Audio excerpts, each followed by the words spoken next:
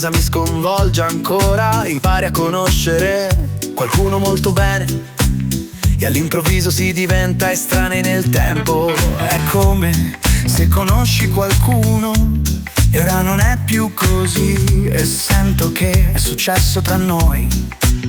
E ragionevolmente ho avuto questi ricordi di riferimento di te che conoscevo, sai, ma dove sei adesso?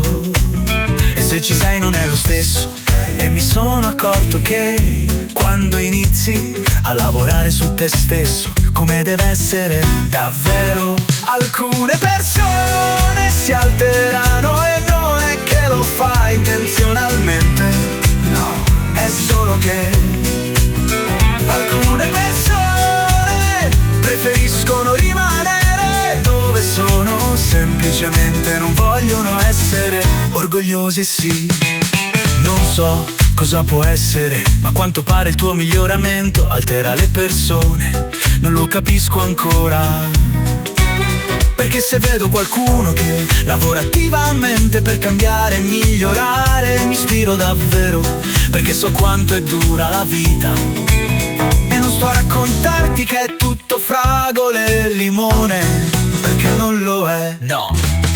Alcune persone si alterano e non è che lo fai intenzionalmente, no, è solo che alcune persone preferiscono rimanere dove sono, o semplicemente non vogliono essere orgogliosi, sì.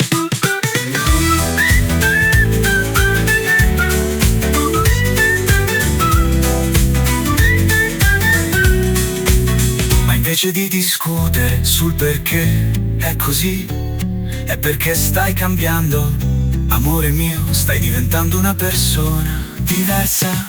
E sfortunatamente non puoi portare chiunque con te. Spiro te.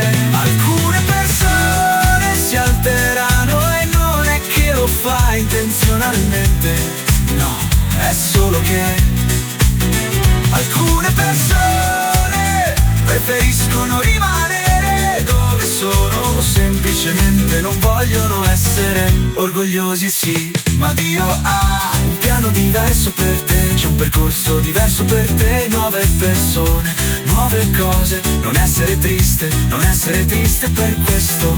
Renditi conto che questo ricordo, queste situazioni tornano solo per farti capire che sei arrivata così lontana, perché la vecchia te sarebbe tornata indietro a stronzate inutili. Fidati di me.